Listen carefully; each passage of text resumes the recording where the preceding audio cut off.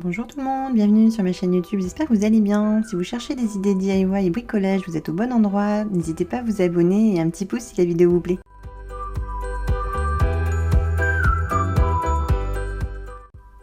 Aujourd'hui, je vous propose de m'accompagner dans le relooking d'objets déco que j'avais chiné il y a quelques temps. Je trouve ça sympa de se dire qu'on peut pimper une ancienne pièce, de la déco passée, en changeant simplement des fois la couleur ou en rajoutant une texture. Et je trouvais que c'était sympa de vous partager mes petites idées. Si ça vous intéresse, c'est parti. Pour le premier projet, je vous propose de relooker ce pichet. Je ne l'ai même pas payé 2 €, donc j'étais vraiment très contente quand je l'ai trouvé. Je me suis dit que ça allait faire un joli vase. Le seul souci, je vais dire, de ce pichet, c'est la couleur qui ne me plaisait pas du tout. Je décide de le repeindre intégralement, donc je vais faire en plusieurs étapes. Tout d'abord, je vais passer une sous-couche, et ensuite, dès que la sous-couche aura séché, je vais venir le peindre intégralement en blanc.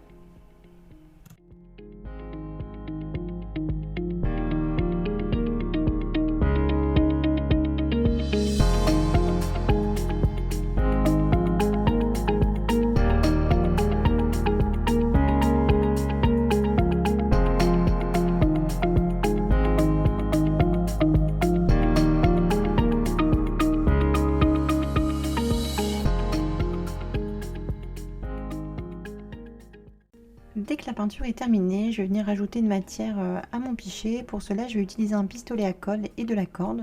Je vais tout simplement faire une pointe de colle à l'intérieur de la anse.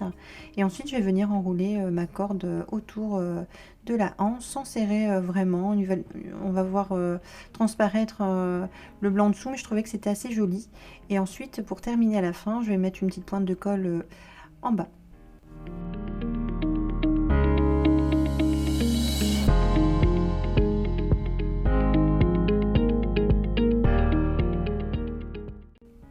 Et pour finir le relooking de ce pichet, je décide de vernir l'intégralité du pichet pour le protéger, parce que je pense que je vais mettre également des fleurs, parce que là je vais mettre je pense mettre des fleurs séchées, mais également des fleurs fraîches. Donc je me suis dit, comme c'est une peinture mate que j'ai appliquée, au moins la peinture sera bien protégée.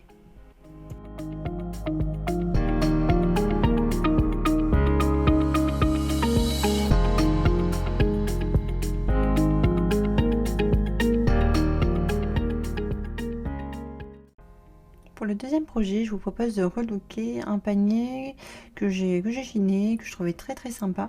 Je voulais en faire une jardinière suspendue pour l'extérieur. Je trouvais que c'était assez original.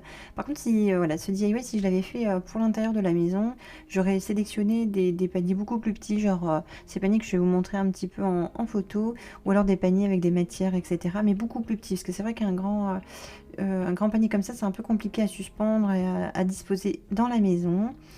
Pour relooker ce panier, je décide de le repeindre intégralement. Pour cela, je vais appliquer une sous-couche.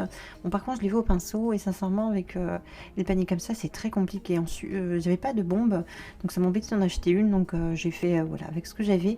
Mais sincèrement, je vous conseille de faire à la bombe si jamais un jour vous relookez ce genre d'objet. Ensuite, j'avais une bombe de peinture blanche et une bombe de vernis. C'était beaucoup plus simple.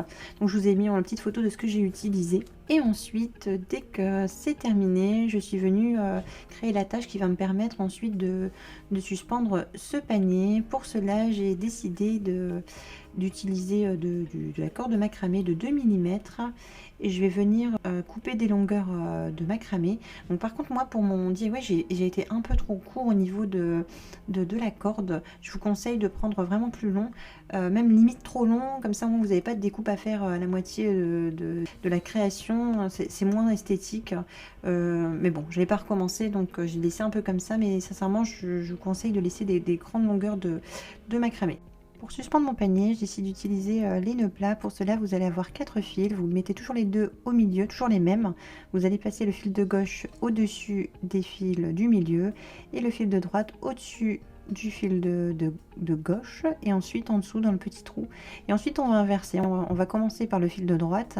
On va passer le fil de droite sur les deux fils du milieu, le fil de gauche sur le fil droit et dans le petit trou sur la droite. J'espère que c'est clair. Après, vous avez juste à regarder le petit schéma que je vous ai mis sur la photo. C'est vraiment un nœud très très simple. Donc pour la première étape, je vais venir faire 18 nœuds et ensuite je vais venir mettre une petite perle faire encore 2 nœuds, une autre perle et ensuite je vais venir faire 14 nœuds. Comme je vous le disais au début de ce projet, j'ai été un petit peu court au niveau de la corde, donc c'est à cette étape que j'ai dû découper ma corde parce qu'il restait vraiment plus grand chose. Mais logiquement, voilà, avec une belle longueur, on devrait pouvoir continuer jusqu'à la fin de cette création. Dès que j'ai terminé cette longueur, je vais venir créer la même chose de l'autre côté et je vais venir les assembler en faisant le même nœud, et cette fois je vais toujours aussi faire 14 nœuds.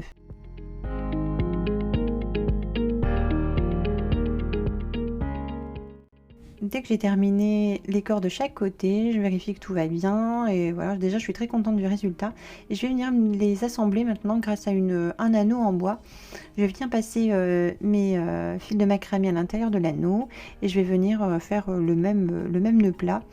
Pour cela, je vais les fils du bas en dessous, en fait, voilà, je passe à l'intérieur, ça va être mes fils fixes et ensuite je vais diviser chaque côté à part égale les fils et je vais venir faire mon nœud plat jusqu'en bas. Et dès que j'ai terminé la longueur, je viens découper le surplus de macramé.